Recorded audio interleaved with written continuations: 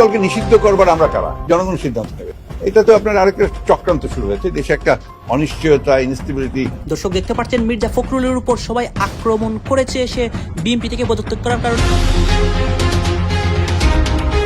এদিকে আজ দুপুরে মির্জা ফখরুল ইসলামের উপর কঠিন আক্রমণ করে বিএনপি কর্মীরা। মির্জা ফখরুল ইসলাম বিএনপি থেকে পদত্যাগ করে আওয়ামী লীগের দায়িত্ব নেয়।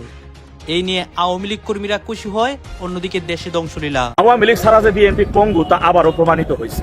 গোপালগঞ্জের সংরক্ষিত নারী আসনের বিএনপি থেকে মনোনয়ন পেলেন নিষিদ্ধ আওয়ামী লীগের নেত্রী। 2024 সালের জুলাই আগস্টে বাংলাদেশে ক্ষমতা দখল করেছিল কারা? আমরা সবাই জানি, আমরা সবাই তাদের নামও বলি।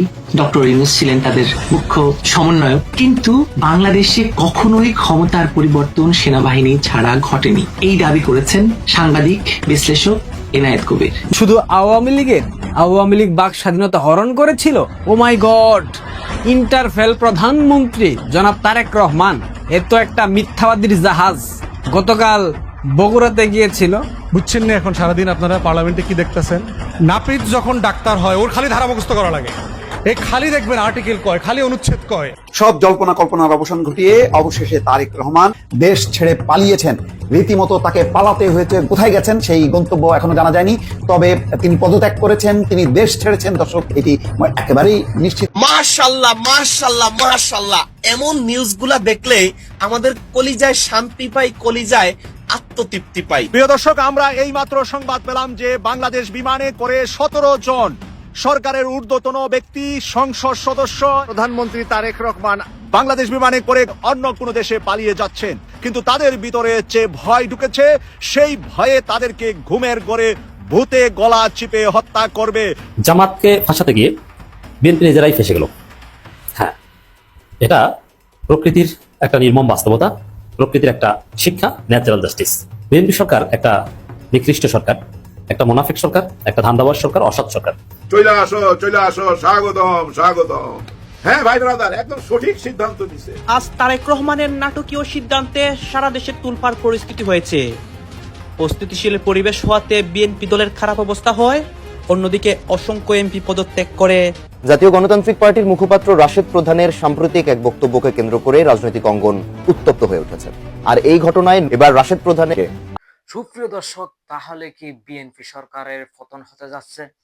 বড় বড় বিশ্লেষক এবং ইউটিউবাররা সেটাই ধারণা করতেছে। সুপ্রিয় দর্শক, বিএনপির পতন হলেও বরাবরই আওয়ামী লীগ গতিতে বসে যাবে। সুপ্রিয় দর্শক, বিশ্লেষকরা এইটাই বলতেছে। সুপ্রিয় দর্শক, ভিডিওর শুরুতে আপনাদের দেখা সেই অংশবিশেষগুলোর বিস্তারিত আলোচনা দেখলেই আপনারা বুঝতে পারবেন আসলে বিএনপি সরকারের পতন হতে যাচ্ছে কি, নাকি আওয়ামী লীগ আবারও গতিতে বসতেছে। সুপ্রিয় দর্শক, তাহলে চলুন আমরা কথা না বাড়িয়ে সেই সম্পূর্ণ বিস্তারিত আলোচনা দেখে আসি। তার আগে আপনাদের প্রতি আমাদের একটা ছোট্ট রিকোয়েস্ট, যারা আমাদের চ্যানেলে এখনো নতুন, চ্যানেলটি সাবস্ক্রাইব করে আমাদের সাথে থাকুন। অবশ্যই সম্পূর্ণ ভিডিওটি দেখে আপনার মূল্যবান মন্তব্য কমেন্টে জানাবেন। বলতে চাই মাননীয় স্পিকার, এই প্রথম আপনি ডেপুটি স্পিকার হওয়ার পর গিয়ে আমি ফ্লোর পেলাম। জি ধন্যবাদ। আপনি একজন পেশাজীবী আইনজীবী এবং লিঙ্কন থেকে ব্যারিস্টারি ডিগ্রি লাভ করছেন। আমিও ওখান থেকে লাভ করেছি ব্যারিস্টারি ডিগ্রি, আমার ছেলেও ওখান থেকে ব্যারিস্টারি লাভ, আপনি জানেন। আমি সহ আরও অনেকেই কিন্তু 17 বছর আন্দোলন সংগ্রাম করছি একসঙ্গেই। তো আপনি ডেপুটি স্পিকার হওয়াতে আমি আমার নিজের পক্ষ থেকে আপনার অভিনন্দন জানাচ্ছি। পাশাপাশি সুপ্রিম কোর্ট বার অ্যাসোসিয়েশনের সভাপতি হিসাবে আপনাকে অভিনন্দন জানাচ্ছি। সারা বাংলাদেশ সংগঠন বাংলার বার কাউন্সিলের নির্বাচিত সদস্য হিসাবেও আপনার অভিনন্দন জানাচ্ছি। আমি আশা করি আপনার আইন পেশায় যে অভিজ্ঞতা, আর এটা আইনসভা আইন পেশায় যে অভিজ্ঞতা, সব কিছু মিলেই সংবিধানের উপর আপনার দখল, আপনি ইনশাল্লাহ আমরা আশা করি আপনি নিরপেক্ষভাবে এবং সংসদ পরিচালনা করবেন, সংসদকে আরও উচ্চ স্তরে নিয়ে যাবেন। আমরা আপনার মঙ্গল কামনা করছি। পাশাপাশি মাননীয় স্পিকার, এটা আইনসভা, এখানে যারা সবাই তো এখানে আছেন, কিন্তু যারা আমরা ফুল টাইম প্র্যাকটিশনার, আমি হাইলি প্রফেশনাল মানুষ, আমাদেরকে যদি একটু বেশি সময় দেন, যারা হাইলি প্রফেশনাল, অনেক আছে অ্যাডভোকেট আছে, ব্যারিস্টার আছে, কোর্টে যায় না। আমরা কিন্তু সারাক্ষণে 33 বছর কোর্টে থাকি। তো সেখান থেকে ওই জন্য আমরা হয়তো আমাদেরকে সময় বেশি দিলে আমরা আইন প্রণয়নে আপনি সহায়তা করতে পারবো, এটা আশা করছি। আমাকে বা যারা প্র্যাকটিসিং লয়ার তাদেরকে দিলে আপনি হেল্প করতে পারবেন। আমি যে পয়েন্টে আমি আসছি, মাননীয় সংসদ সদস্য হাসান আব্দুল্লাহ সাহেব যে কথা বললেন, পরবর্তী পর্যায়ে আবার বাস হলো আমাদের মাননীয় চিফ হুইপের সঙ্গে মাননীয় সদস্য হাসান আব্দুল্লার সাথে। না, কোনো বাহাস হয়নি, উনি বলেছেন আর উনিও বলেছেন, বাহাস হয়নি।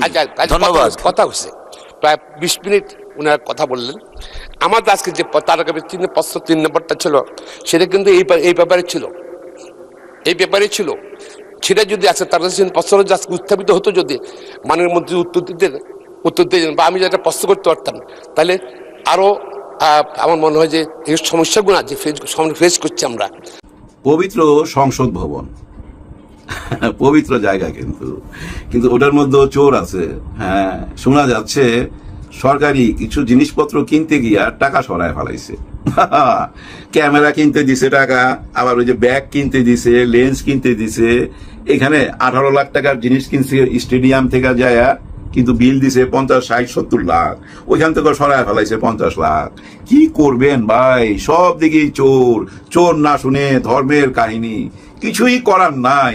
এর মধ্যে তেলের দাম বাড়ছে। আবার দেখেন আমাদের তেল মন্ত্রী এবং আমাদের মাননীয় স্বরাষ্ট্রমন্ত্রী এই কয়েকদিন আগে কি বললো বলেন? জ্বালানি তেলের মূল্য বৃদ্ধি না করা, এটা সরকারের একটি বড় সফলতা। বৈশ্বিক জ্বালানি সংকটের মধ্যেও সরকার। আসসালামু আলাইকুম। তেলের দাম বাড়াইতে বাধ্য হয়েছে। আসলে আমার মনে হয় সরকার অ্যাডভান্স কিছু ভাবতে পারে না।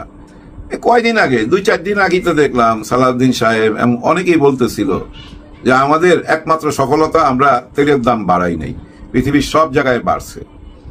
এই যে সহজ সরল কথাটা উনি বইলা দিল, আমার যদ্দূর মনে হয় উনি স্বরাষ্ট্রমন্ত্রী হইয়া নিজেই জানে না পিছনে সিন্ডিকেট কি কাজ করতেছে। আমি তো বলবো হাজার হাজার কোটি টাকার ব্যবসা কইরা নিল, কারণ মন্ত্রীরা বারবার বলতেছিল সংসদে